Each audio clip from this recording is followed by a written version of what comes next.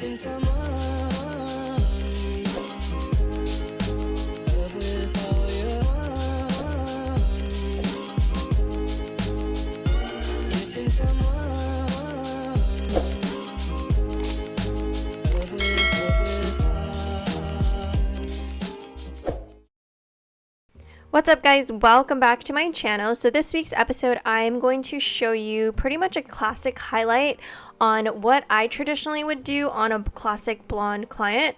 So majority of my blonde clients usually will come in about 8 to 10 weeks. So this for her is a little bit less than 8 weeks. She normally goes only because I was going out of town and I needed to get her hair fixed before I left.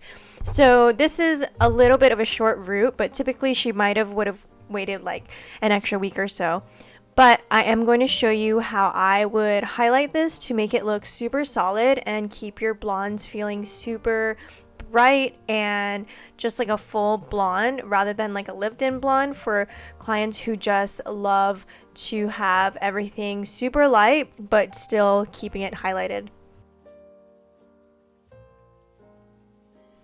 So majority of this technique, I am going to be doing slices, but everything around the hairline except for where her money piece is going to be a weave just so that it kind of softens the line a little bit.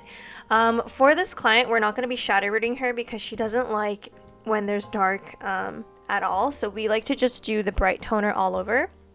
So I'll do like a medium-sized weave around the hairline and just to kind of get this nice and bright, and then I'll start slicing the rest of the hair.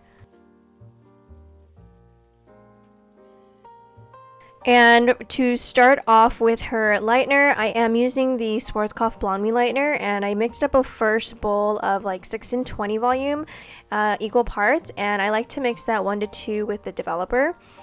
And then after that first bowl, I go ahead and just use 20 volume for the rest of the head. And so here I'm going in and pretty much just slicing and kind of doing any extra spots that needed to be fixed, because originally when we were weaving her, I was doing a very heavy weave where it was like an actual weave rather than slices. But over time, she's expressed to me that she wanted to be even blonder, and I figured we should just slice her head from now on because this is going to make her feel really solid and really light, and it also essentially makes it quicker for me to get through her hair.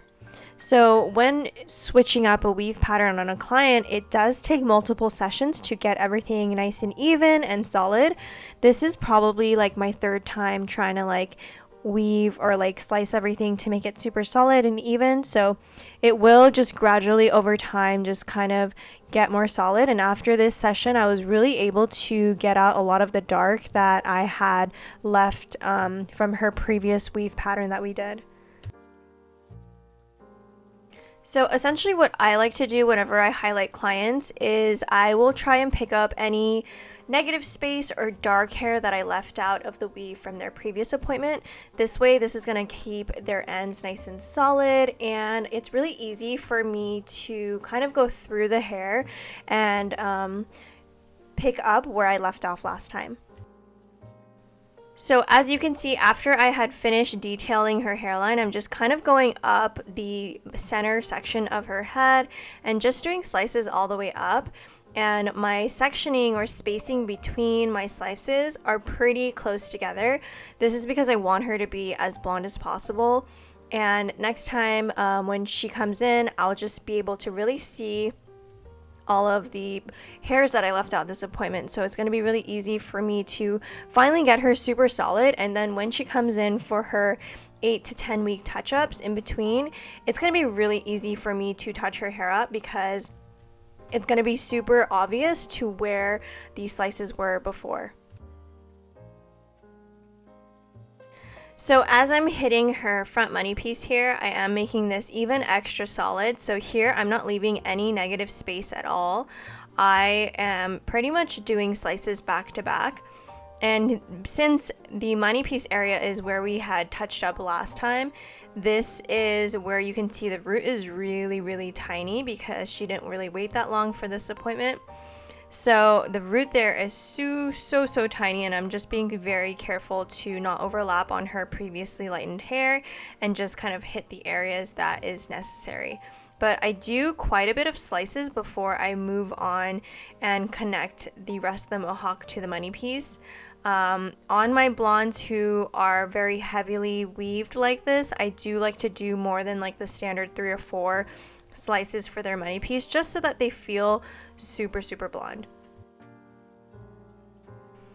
And here you can see that her center mohawk section is really in the middle of her head. If she was a client who had like a really heavy side part or anything, I would definitely move the placement of this top center section to kind of work with her side part if she did have one. But since she has the middle part, I'm just going dead in the center and just making sure that everything is nice and covered and the money piece does blend into the rest of the back highlights. And again, at this point, I have probably switched up my lightener. So for the rest of the head from here on out is just the Blonde Me Schwarzkopf lightener with just 20 volume.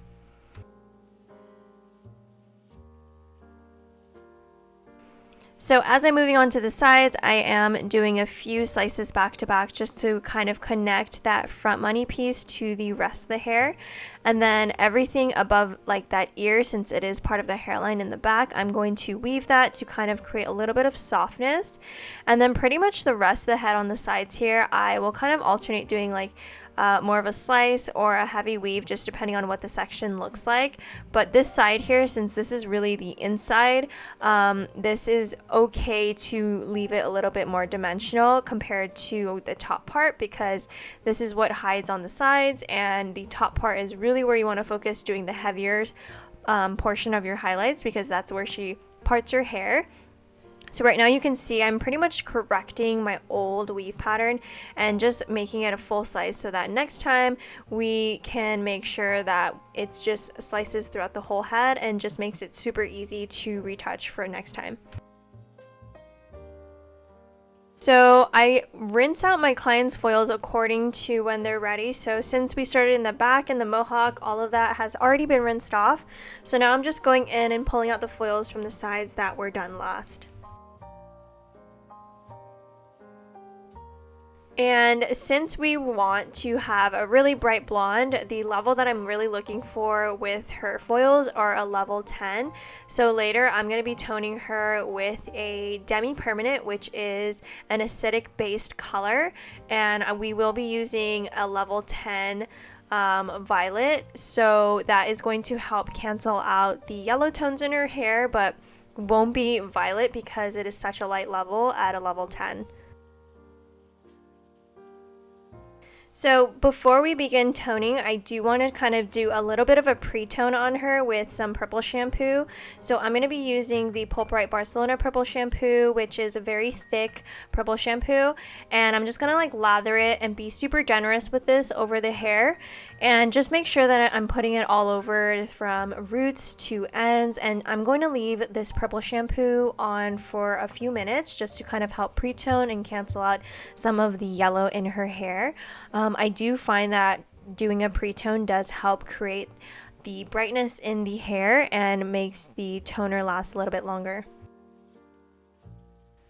So for her toner, I'm going to be using the Pulp Right Liquid Demis, and I'm using a level 10 violet, which is going to help cancel out a lot of the yellow tones. I chose to do a violet rather than a ash base, which is blue based, because we want it to be nice and bright but not too ashy. So this toner is really great doing that. We're going to leave this toner on for maybe like 10 minutes or so and then wash it off, because it works pretty fast and pretty well, and I don't want her to be too ashy, but we do want it to be nice and bright and cancel out as much warmth as possible.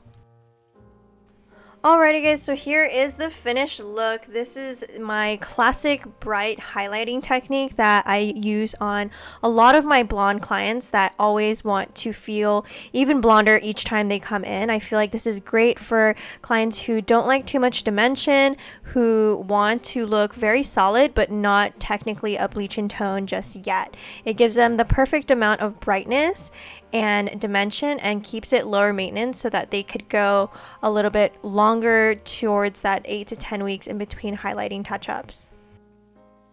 Alrighty guys, that is it for this week's episode. Thank you guys so much for watching and tuning in, and as always, I will talk to you guys next week.